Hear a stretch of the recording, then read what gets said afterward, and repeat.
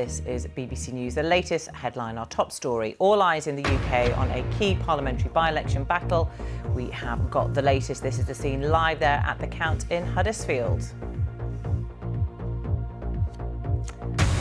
More on that crucial result of a by-election that's taken place in the north of England. Speak to BBC Newsnight's policy editor Lewis Goodall, who is with me. Lewis, welcome to you. You've been up all night. We are now seeing some movement in the counting hall there, and the candidates are, looks like, going to the stage, so they will know the result now. So they've been given the provisional result, and the question is now about whether any particular campaign wants to ask for a recount. We've already seen two bundle checks. That's where they check the overall figures on each of the bundle of votes, and it seems that the Conservative Party has asked for that, and that's why we think that must mean that the Labour Party is ahead. And the general figure that is doing the rounds at the moment is that the Labour Party is ahead by about 300 votes or so. So a very, very small majority potentially, something that it's not inconceivable the Conservatives, should they wish, could ask for a recount, in which case we'll be here for several hours more. But nonetheless, given the overall expectation going into this campaign, doubtless the Labour Party will say, and Keir Starmer will say, they've confounded expectations and will be chalked up as a major victory. Now, whether it is a major victory or not, given that this has been a Labour seat since 1997, is quite another matter altogether. And we can just see Kim Leadbeater, the Labour candidate there, taking to the stage alongside all of the other candidates. We are going to go straight to Huddersfield now, and our correspondent Nick Eardley is there. Nick. Hi, Samantha. Yeah, well, Labour have claimed victory in this by-election. Sources are saying that those bundle checks we were just talking about haven't led to any overturning of the result. There are some here who are not too happy about it. I understand that George Galloway is already thinking about challenging the result. But let's have a listen into the official declaration, which I think is going to happen imminently. There's always a bit of jeopardy when you throw to someone else at these things, but we are expecting that in the next minute or so. If that Labour result is confirmed, as the party is now expecting, it's quite a significant upset. I'm going to hand you over now to the result.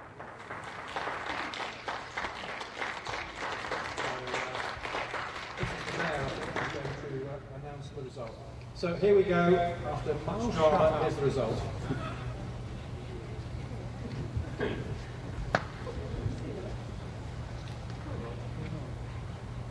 I, Nigel Patrick, being the returning officer of the by-election, do hereby give notice that the number of votes recorded for each candidate of the election is as follows.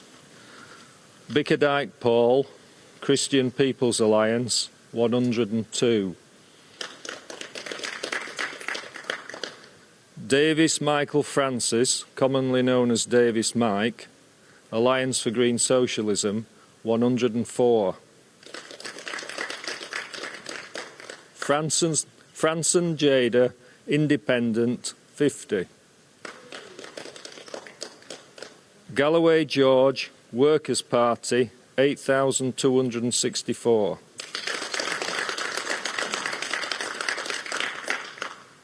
Gordon Thomas Anthony, Liberal Democrats, 1,254. Hope Allen, commonly known as Hope Howling Lord, the official monster Raving Loony Party, 107.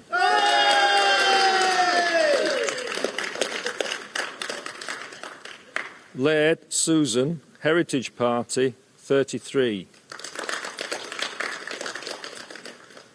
Leadbeater Kim Michelle, Labour Party, 13,296.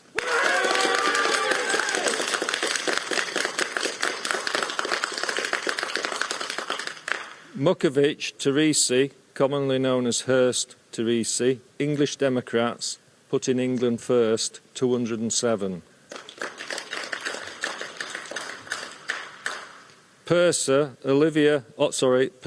Oliver James Nicholas, Social Democrat Party, 66.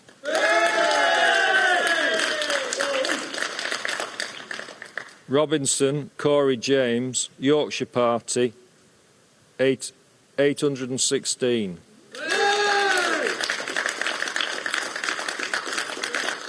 Smith Andrew Jonathan, Rejoin EU, 75. Stevenson Ryan, the Conservative Party candidate, 12,973. Thompson Jack James, UK Independence Party, in brackets UKIP, 151. Tilt Jonathan Richard, Freedom Alliance, supporting personal freedom, 100. Waters Anna Maria, commonly known as Waters Anne Marie, the For Britain movement, 97.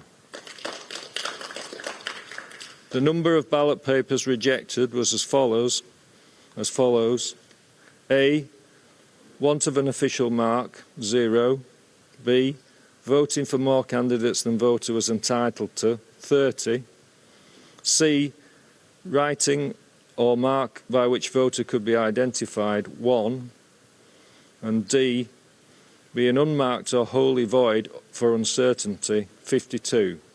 The total number of ballot papers rejected, 83. So, and I do hereby declare that Kim Michelle Leadbeater is duly elected.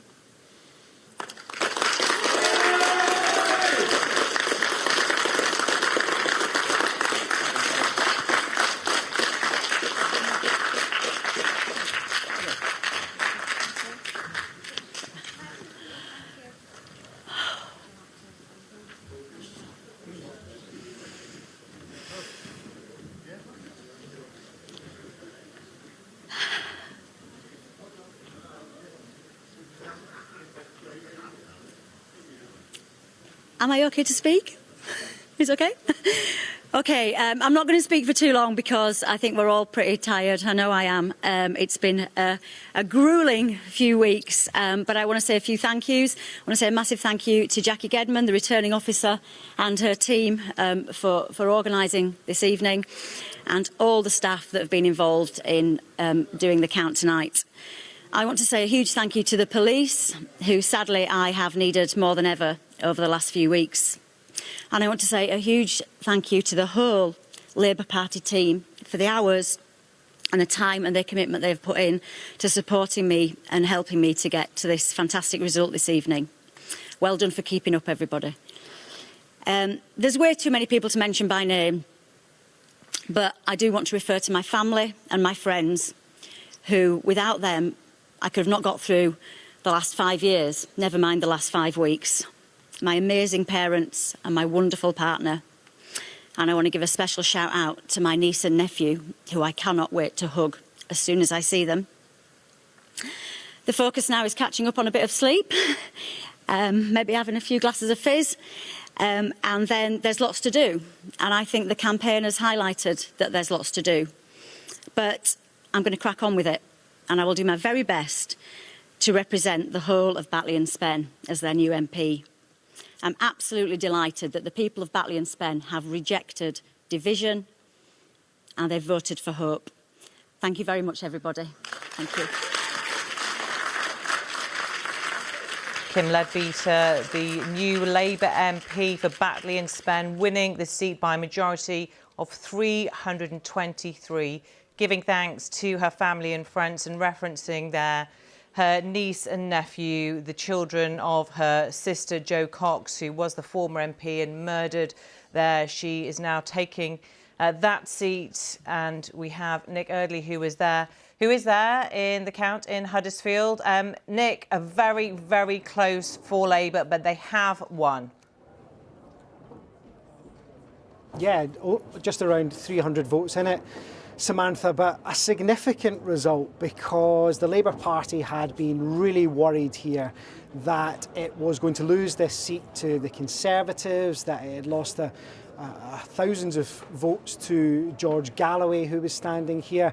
And in the end, I think in Labour HQ this morning, they'll be breathing a huge sigh of relief, because this shows that the party can, when it has those local candidates like Kim Leadbeater, who you just heard from, it can hang on to some of those seats that it was really worried that it was starting to lose in the north of England. I suspect the Labour leader, Sir Keir Starmer in particular, will be breathing a big sigh of relief, because it means that the immediate pressure on him is likely to ease slightly. The chances of a leadership contest or some sort of challenge from the left of the Labour Party will wane significantly because of this result. That doesn't mean that Labour's out of the woods. It still has huge questions to answer over its vision and its direction, and whether it can win back some of those other areas that it's managed to lose in the last few years.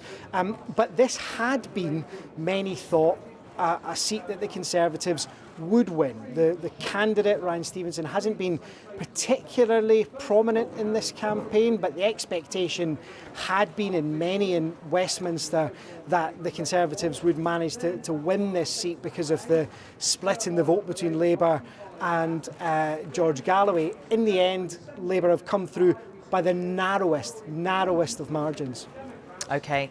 Nick, thank you. Lewis, what kind of reaction are you seeing to this? Well, we've already just seen a tweet straight away from what I would imagine is a very, very relieved leader of the Labour Party, Keir Starmer, saying fantastic result for the brilliant and brave Kim Leadbeater. Kim ran a positive campaign of hope in the face of division. She will be an outstanding Labour MP for Batley and Spen. And of course, although there are lots of, we can go into the results and it's a very interesting set of results, we can talk about that, but let's just talk about the national politics for a moment. This is really important for Keir Starmer, because what it does is it gives him breathing space. If he had lost, if there had just been 300 votes the other way and the Conservatives had won the seat, even by a narrow margin like that, what it would have done is continue to underscore the very profound doubts which, make no mistake, do exist about Keir Starmer's leadership within the Labour Party, and will continue to exist, by the way, even after this result, because for all the reasons we've talked about, this is not some stellar, incredible success for the Labour Party. It's not as if the Labour Party has just won a seat in Surrey or something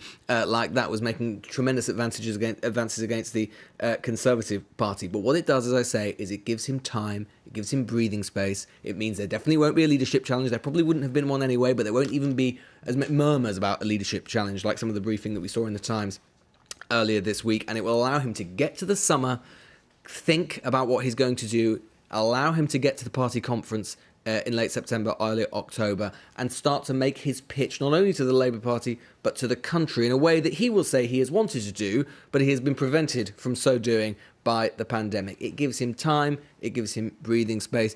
It doesn't mean that things are going to be easy for him. It doesn't mean that things are going to be easy for the Labour Party. They should be doing a lot better, you could argue, than that the result. The result shouldn't have been in doubt if the Labour Party were definitely on its way into Downing Street after the next general election. But as I say, crucially for him, it gives him time, it gives him breathing space. George Galloway, the wild card here, he took over 8,000 votes. I guess those in the Labour Party would say, well, they were probably Labour votes. What will the Tories say about this result? Well, it's very interesting, yeah. I mean, he got about 22% of the vote, so, you know, pretty creditable result for Galloway.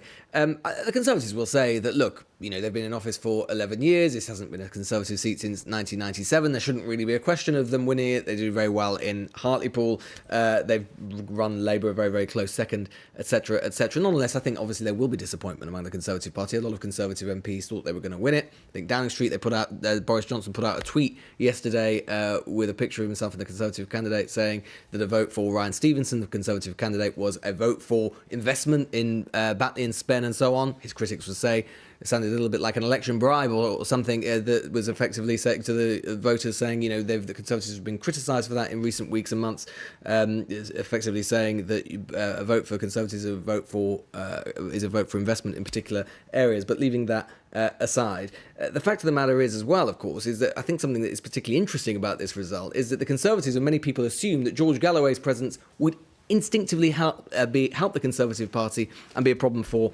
the Labour Party. Well, of course, that might not necessarily have been so looking at these figures, because what's very, very interesting is it's clear George Galloway clearly must have eaten into the Labour vote. He got 8,000 votes, 22% of the vote. Clearly he's done well in Labour areas. But Labour vote's down 7.4%, Conservative vote down by 1.6 points. It might imply that the Labour Party's done a little bit better with Conservative voters and potential Labour Conservative switchers than we might have anticipated. What's one of the reasons they might have done that? Well, one of the reasons might be that the Conservative vote lead nationally has come down a little bit in the last week or so. We saw what happened with Matt Hancock. That might have had a little bit of effect. So when you were talking about margins as small as that, 300 votes, it can make an effect. Ken Leadbeater is obviously a very creditable local candidate, so that will have had an effect as well. But something else that may have had an effect is that you may have seen George Galloway actually putting off certain Conservative voters from actually voting Conservative, not liking George Galloway, not wanting him to represent their constituency, and thinking, well, potential waverers thinking, well, the best way of keeping Galloway out is by voting for the Labour Party. So as ever with by-elections, you think they're going to go one way, you think you can game them, you think they're going to be predictable, but they're very, very unpredictable vehicles of politics. And I think we've seen that again tonight. OK, Lewis, thanks very much for your analysis.